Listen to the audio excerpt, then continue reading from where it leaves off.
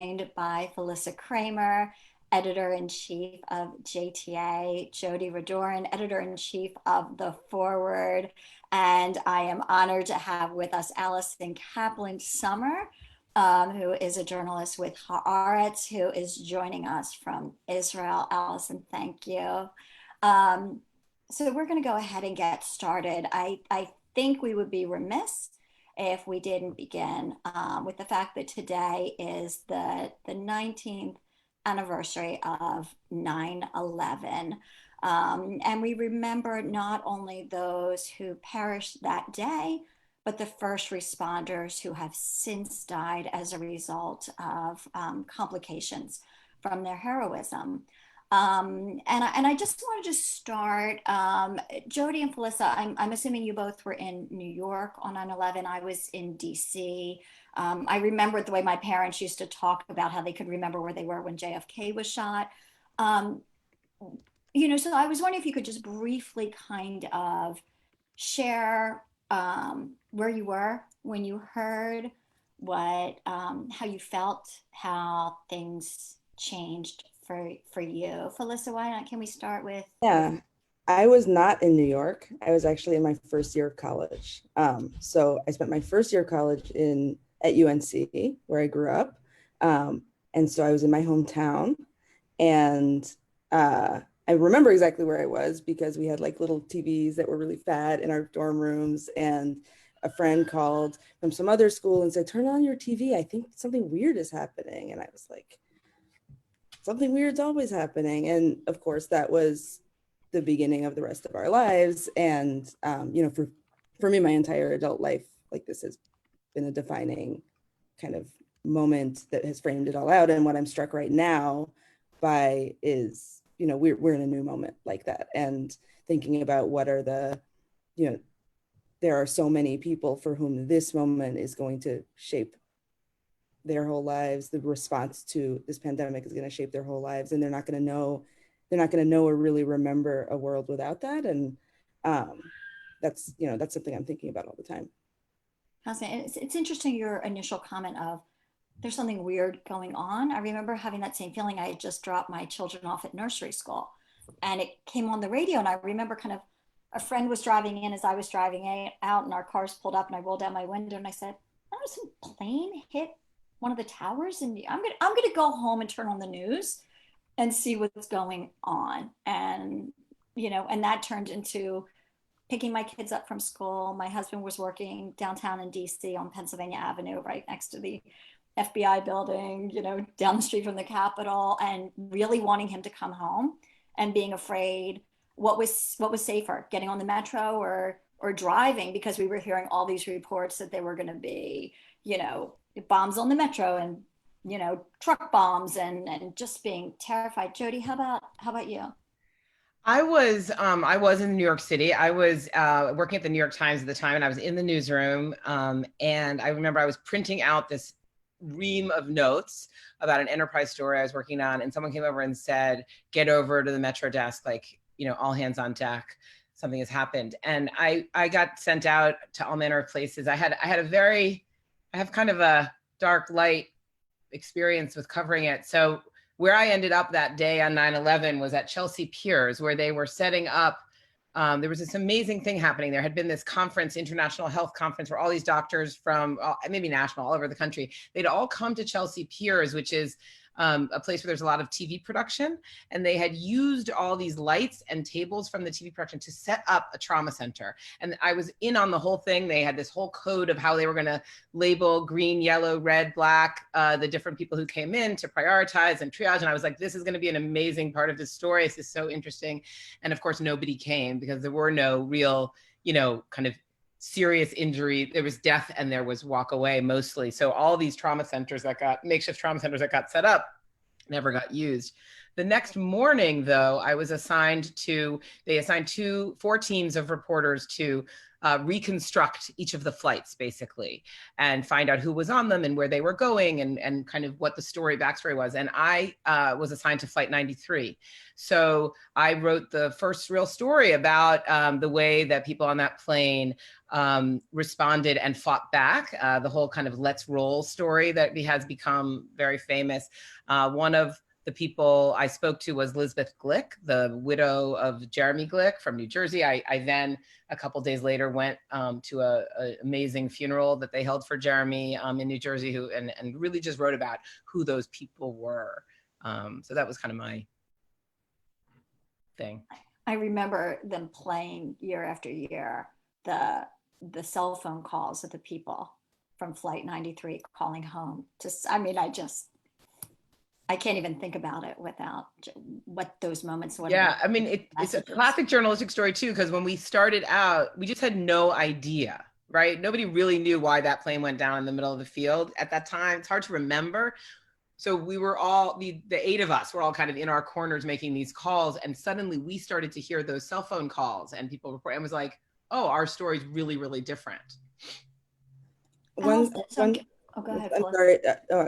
I mean, one thing I'm remembering also is that morning getting on the phone, and my mom had a job where she traveled frequently to New York, and I didn't actually know where she was, and the desperation of trying to reach people, which both resonates now, where like at least in this moment we are able to be in touch with folks, but also just remembering a time when like you couldn't know where someone was. I think that was probably the end of that era also. I mean, definitely like everyone in my family who hadn't gotten a phone went out and got one because of it. So that's something I think that also is like notable in this moment, that like we, there aren't those funerals like the one that you went to, Jody. We aren't able to process our grief together in the same way. But at least, I don't know. I'm thinking about all of this, so I'm not sure what to make of it, but that's kind of rolling through my head. And Allison, how about you? I'm assuming you were in Israel at the time. Yeah, What was the reaction there? So you have to remember we have a time difference, a 7-hour time difference. So for us, it didn't happen first thing in the morning. It happened at 4 in the afternoon. And as luck would have it, my son is born on September 11th. That's his birthday. So, happy birthday to him today. Yeah, he's he was turning 5. It was his 4 p.m. was the start time of his birthday party, and pretty much all of my friends were other American immigrants to Israel. So one by one, the families, the moms, basically the moms and kids arrived. I got to tell the moms what had happened in the US. And it is a surreal scene that I don't think I'll ever forget for the rest of my life, because we're having to run this birthday party and the kids are, they're having fun and they're playing games and all of that. And you look at the faces of the mothers and everyone's just devastated, trying to process it. And at the same time, my brother lived in Boston, who flew frequently for business to California, and like all the time, like multiple times a week. And it turned out that he had in his hand, he went to check in for his flight for San Francisco on American Airlines. He was supposed to fly directly to San Francisco. They tried to get him to fly through Los Angeles to San Francisco, which was one of the hijacked flights. They put that ticket in his hand to Los Angeles, and he decided to be stubborn and insist on the nonstop to San Francisco. And that's basically how he was saved from being on the flight. I learned all of this in retrospect. I was not able to reach him on the phone for a good day. And so I wasn't able to understand, to know what was happening. But for Israelis, it was a turning point in that we kind of felt for the first time as Americans, know how to, are feeling what we feel, sort of the helplessness and, why do they hate us and what's going, it was for us, it was a moment obviously of tragedy and devastation, but weirdly, at least people like me who live between Israel and America, we felt like our worlds had come together a little bit, because we felt like America kind of understood now what terrorism was and what it can do to your society. I was going to say exactly the same. I was feeling that like yesterday. We did a webinar with Tracy Walder, who is the co-author of the book, The Unexpected Spy. As a young woman, she actually worked for the CIA, started right before 9/11, very high level security reporting directly to Tenet, to Bush. And she said before then, before 9/11, terrorism was something that happened elsewhere. And all of a sudden we had to wrap our heads around it. And I remember at the time thinking, this was like all the stories I had grown up with in Hebrew school about what it was like in Israel of fearing, you're sitting at a restaurant and God forbid, like a bomb goes off, and what does that feel like? And how that forever changed us, where now, I plan going on a trip. I think about the shoes I'm going to wear. Can I get them off easily? Can't even remember a time where we weren't thinking of those little things. And I was talking to a friend in Israel right after the first shutdown was ended in Israel, and everyone was able to go back to normal life. And I said, how are you able to go back under COVID? Aren't you worried? And she said, we're Israelis. This is nothing. We know how to deal with this kind of thing. And so I'm wondering, Allison, let's turn to what's happening now in Israel and COVID. Is it that is really chutzpah and resistance and resilience, I should say, that's kind of causing a second shutdown now? Yeah, we're having a very, very humbling moment here. Back in the spring, or the early spring, late winter, we really thought, we had this. We Israelis, we know how to scramble, we know how to be innovative and improvise and to move quickly. And, we moved quickly and we shut down quickly and we got our infection rates really low down. And we kind of felt, sort of invincible, and the whole world was looking at us in admiration. And and then we had this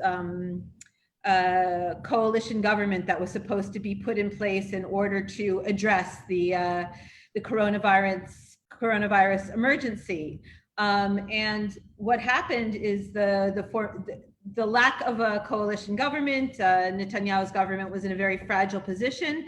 So really handling the coronavirus crisis well was a way for him to consolidate power and keep things together. Once he got this coalition government together, in a way, he could, I don't want to say relax, but think about other things, think about, fighting his political battles and et cetera. And attention was focused away from it. Okay, Israel's used to fighting a war, it's over, let's go back to normal. Israel opened up way too fast, particularly opening up schools way too fast. Made all of these careful plans to do it slowly. And, this pressure group and this interest group said, no, we have to open the malls now. No, we have to open events now. And, it led to disaster. And then when we tried to repair the damage, we brought in this new coronavirus czar who was supposed to help us, backtrack and get us back on track. He had this approach. We're a fairly small country, and our coronavirus hotspots were very focused in certain communities, in certain cities. He said, okay, we don't have to destroy the economy any more than it's already damaged. Let's just shut down this city that's got a very high rate, or shut down that city. And that ran head on into the inherent flaws in Israeli society, which is our sectoral battles. And a lot of these hotspots were either Arab cities or they were ultra-Orthodox cities. And, they cried foul. Why are you discriminating against us? Why are only we going to get punished? And it turned into politics and finger pointing and foot dragging on actually taking these measures. Meanwhile, the infection rates have gone up and up and up. And, it's breaking news today that basically beginning on the eve of Rosh Hashanah, we are going to have a hard lockdown for 2 weeks, followed by, very small changes in the lockdown, easing into it. Why, may you ask, are we only doing in Rosh Hashanah? If things are such an emergency, why not shut everything down right now? Anyone got any guesses as to the reason? Jody, I bet you could guess. We need time to prepare for Rosh Hashanah? We need to shop? No, that would involve the well-being of the entire nation. Think more in terms one man's needs. What's supposed to happen next week? So it's not Oh, happening, the UAE right? agreement, the Prime signing. UAE signing. Minister Benjamin Netanyahu was supposed to get on a jet. It was going to be a private jet, but there was so much of an outcry when he was going to get on a private jet and let everyone else fly on a different plane that he's backtracked. Now everyone's flying together.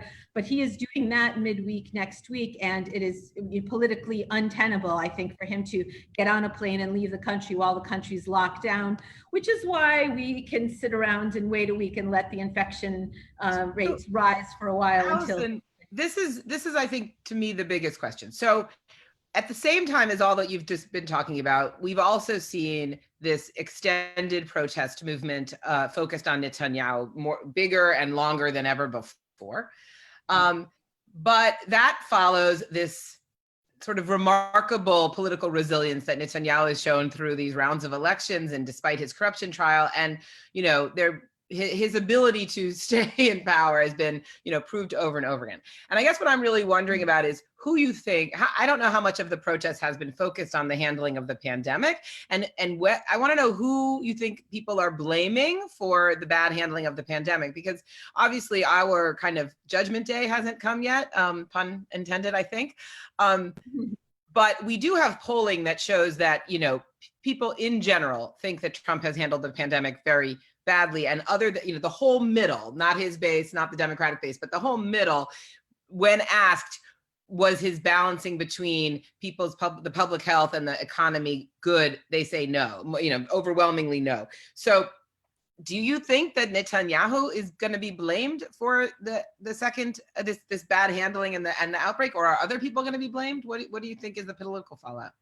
Well, I think there's lots of blame to go around. I definitely think people are blaming Netanyahu, but they're also, I think they're blaming political leadership in general. And there've been some, I don't know about the U.S. I think it has been in the U.S. just some very public flouting of COVID safety rules by top leadership in the country. So people are definitely blaming Netanyahu, but they're also blaming. They're blaming Netanyahu for caving to pressure from his coalition partners, but they're also blaming those coalition partners. And they're blaming other sectors. The people are definitely, there's a lot of people pointing fingers at the ultra-Orthodox sector and some of the societal things, those young people who are having those big parties, and we have the same here. In the Arab sector, we're having weddings with 1,000 people. So there's definitely lots of blame to go around from the top to the bottom. I think from the beginning, there's been one politician who has been, calling out Netanyahu very correctly on what's been going wrong in the coronavirus crisis, and his political capital is skyrocketing. Naftali Bennett, Jody, I'm sure you interviewed him at some party, who's very right wing, but when you put right left politics aside and you look at someone who's really kept his eye on the ball and has really sort of said the right things and pushed the right approach for the coronavirus crisis. He's just put out a book on how we fix the coronavirus crisis, who Netanyahu has, of course, ignored all of his advice because of political interest. So you see him skyrocketing in the polls. So yes, so I think that people. I interviewed Michael Oren, the former ambassador, this week about something else, and he said the exact same thing. He said the winners are the people not in government, and he named Naftali Bennett several times. So really interesting. And really,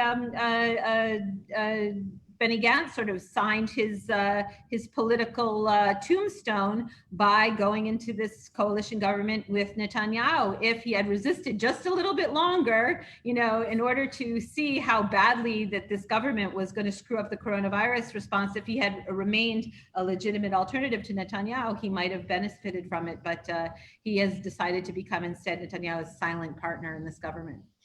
One thing I'm curious about.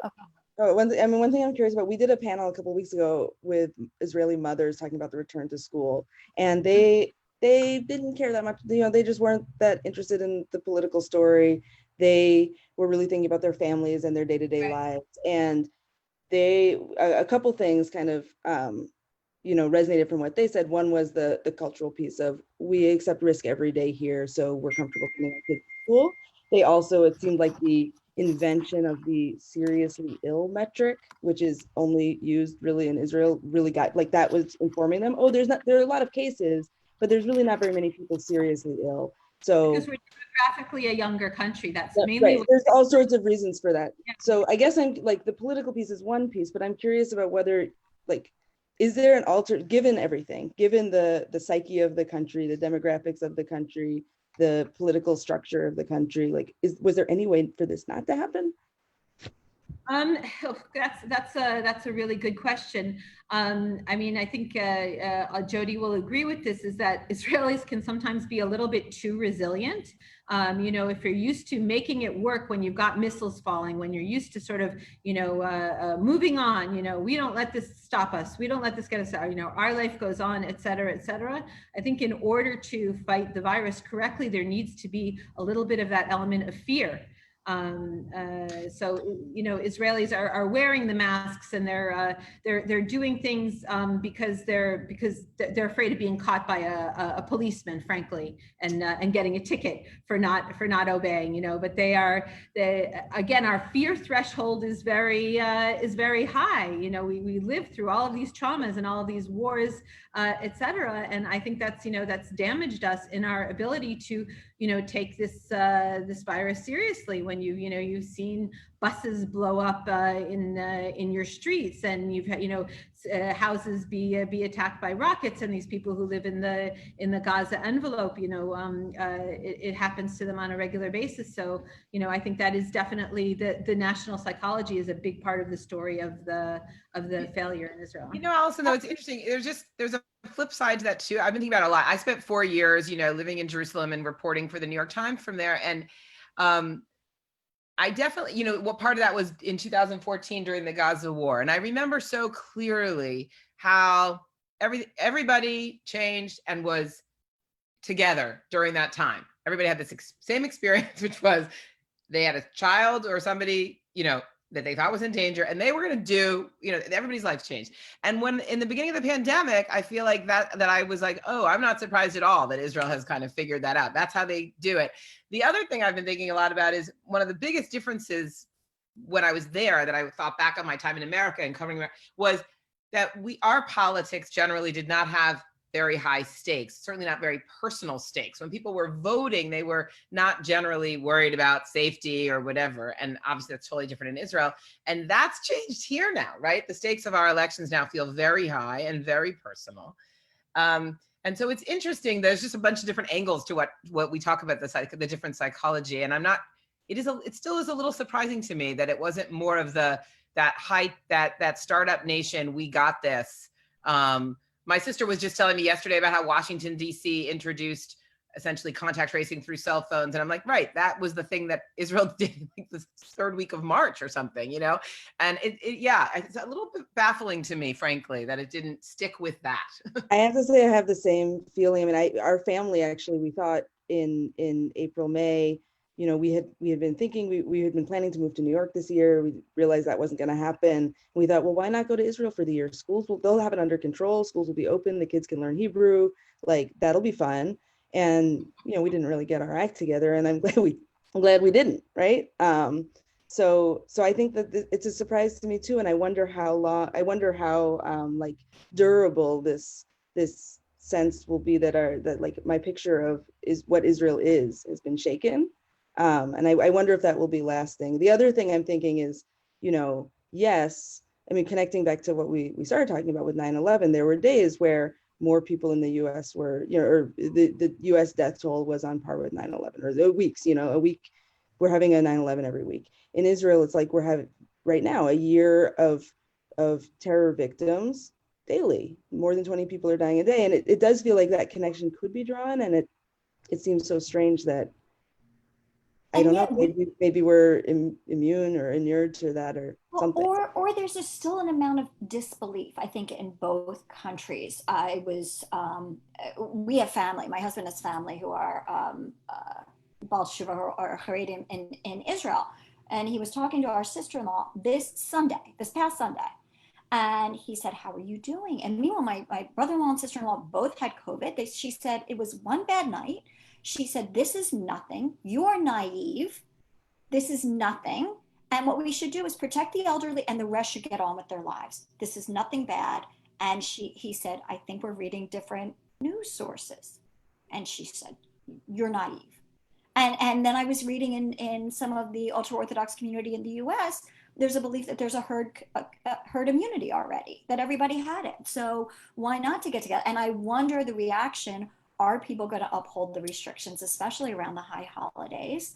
And what's going to happen 2 weeks later?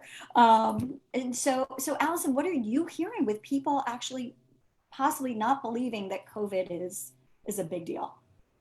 Well, first of all, that's the reason that I think that the government has decided here that there's no way around a hard lockdown, with literally police and army on the streets like we had back in March, basically saying you can't travel from city to city, or like a serious, I'm not as far as maybe China, et cetera, but the government has to impose this on people. I mean, in defense of the ultra-Orthodox community, which I think has a lot to answer for, and their leaders have a lot to answer for, in a way, they throw up their hands. We've got these families of, 15 and 16 people living in 3 or 4 rooms. And they're like, really, we're not going to infect each other. So there is, I think, kind of this sense of inevitability in some of these communities. One of my colleagues has a very good analysis up about how the COVID has proved startup nation to be a myth, that while we have this great high-tech sector and we have all these great startup companies, you can't really call Israel a startup nation, that we have these large communities, ultra-Orthodox and Arab Israeli, that are still, have a high poverty rate, that are living very close together, and that it's really, hard to fight COVID in, and that have other priorities. Some it's, making a living, that are making them be unsafe. And honestly, a different value set in some of these ultra-Orthodox communities, that, continuing the study of Torah and yeshiva life and prayer the way it's quote unquote supposed to be, to them, to some people, at least to their leadership who want their communities to continue the way they've continued, trump this fighting this virus, that fighting the virus isn't worth it if it means that people aren't going to go to synagogue for 6 months, if people aren't going to study Torah and yeshiva for 6 months. And so the society as a whole has to cope with that. If you look at the numbers right now, about a quarter of our infections are in the ultra-Orthodox community, and a quarter of infections are in the Arab Israeli community. That's a good half of our infection rate. So you've got, a lot of our, against the startup nation image, you've got a deeply divided society into sectors, into, different Israels, as our president once put it. He has this famous, the 4 Israels. And COVID has brought them a lot of the time in battle with each other, because a lot of people who are, secular, modern startup nation Israel is saying, really, we have to destroy our economy just because these certain populations are unwilling to be safe and take these measures. But with our infection rates now getting into 3,000, 4,000 daily, it's just, kind of the horse has left the barn. It's too late to do anything pinpointed and sectoral, and that's why we're heading towards this hard lockdown. I have my eye on the time. We're coming up to 2 minutes left. These half hours go so quickly.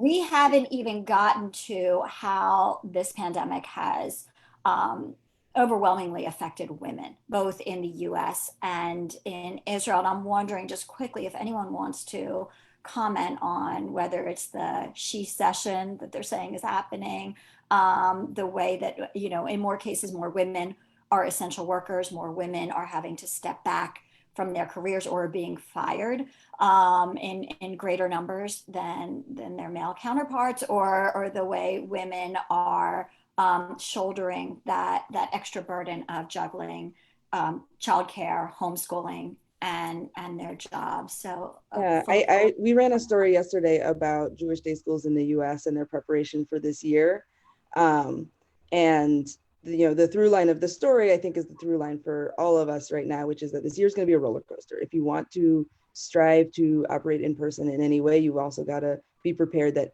at any day you might go home and not go back. And we're seeing that, that's what's happening in Israel right now. And it will happen in US schools, maybe not sector wide, but school by school as cases pop up. And, schools are overwhelmingly staffed by mothers when children are at home and they weren't supposed to be at home. Overwhelmingly, it is mothers who, who shift their day to make that adjustment. So I think this year is going to be a roller coaster, and we're all on it. Nobody is free from the roller coaster, but certainly women, I think, are going to have to pivot daily, and that, I don't know, the toll of that is real. Yeah, and it's complicated. I heard Congresswoman Ayanna Pressley said recently, she said it's not a matter of just getting Chromebooks to students. What if those students don't have hotspots? What if they have Chromebooks and hotspots, but their parents are essential workers and they have younger children at home who they need to help with homeschooling while they themselves are trying to go to their Zoom schools? I mean, it's so complicated on what's the better of two evils. It reminded me of Diana when she was saying that, Right. So let's end on a lighter note. Jody, do you want to talk about the little bit of pop culture you shared with us this morning? Well, my husband shared it with me. Our friend Esther Kostanowitz had a piece in the Jewish News of Northern California, the J Weekly, about a news show I did not know about called The Jewish Enquirer. And it is apparently a British sitcom about a Jewish newspaper, tabloid news of some kind, which I hope they find a wide audience. It strikes me as a long shot, but it's on Prime. It's on Amazon Prime. I think it's going to find 100% penetration in this audience. I will watch it. Right. I will. Yeah. I mean, it's very popular in Great Britain. I heard it's done very well there. Probably one of the reasons why Amazon Prime took it. But I heard that people are into it in England. I'm going to try to post the article in the chat in a sec. Anyway, we'll be watching it. We'll see. I'm new to this Jewish journalism world, but so I'm interested to see what the sitcom version is like. And Israeli shows about Jews, they're all doing so well. I don't know if you guys have any thoughts about that. Well, I was going to say, I don't know if there's a lighter note, but this show has been, people have been talking about it for a little while. I think there was a piece in the Jewish Week about it several months ago almost, and it's been on my to watch list, but I'm on this crazy hamster wheel where it's like I finish work and then I take over with the kids and then we pass out and I get up the next day and start over, and I haven't watched anything. So maybe this one, I feel like maybe that's a little bit of a busman's holiday to watch television about. I also feel like this one's kind of like work. So I think I can make time for it. So I love when I was reading Esther's article that they call it the jangle, the Jewish angle, when they want to cover a story, but have to find that Jewish angle in order to cover it. It reminded me of the time there was a protest in DC and George Clooney was going to be there. And thank goodness there were also rabbis there. And I remember going to my editor, I was managing editor at the time, and I said, I need to cover this. And he's like, you just want to see George Clooney? I was like, uh-huh. I ended up taking a picture that won the Maryland, DC, Delaware Press Association Best in Show for photojournalism, because it was, and my mother, I printed it out, hung it on the refrigerator with a picture of all the grandchildren. And she said, Meredith, of everything you have done in your life, this is what I am most proud of. She said, but you should have put the camera down and chased after him. So, well, I made my for the very first time my journalism career impressed my son, the same son who was born on 9/11. A month or two ago, when I had a long Zoom interview with Seth Rogen over his kerfluffle with Judaism and Israel and everything, and I had the Zoom wasn't working, and so my son was helping the Zoom work. He's like, I can't believe I'm having technical problems with Seth Rogen on the computer. So. But I get the jangle in that not only whether or not people are Jewish, but if they're visiting Israel. So then I get to write about them as well. And none of my articles have done as well as when I was tracking the progress of the Kardashians when they were visiting Israel. That was huge. I think all of us in digital media know that the Jewish angle, we can be very liberal about that if there's a Clooney or Kardashian that can fit into the headline. So anything for the clicks. Well, I want to thank everyone today, to Jody, Allison, Felissa, to everyone joining us. I hope you will be back with us next week. This starts our weekly showings. And even though next week is Erev Rosh Hashanah, it'll be early enough. We're still going to be on. I have a feeling we'll be talking about the high holidays. So please check out The Forward, JTA, Haaretz, JWI. Wishing you a Shabbat Shalom, and thank you all. Be safe. Thanks, Thank you. Meredith. yeah.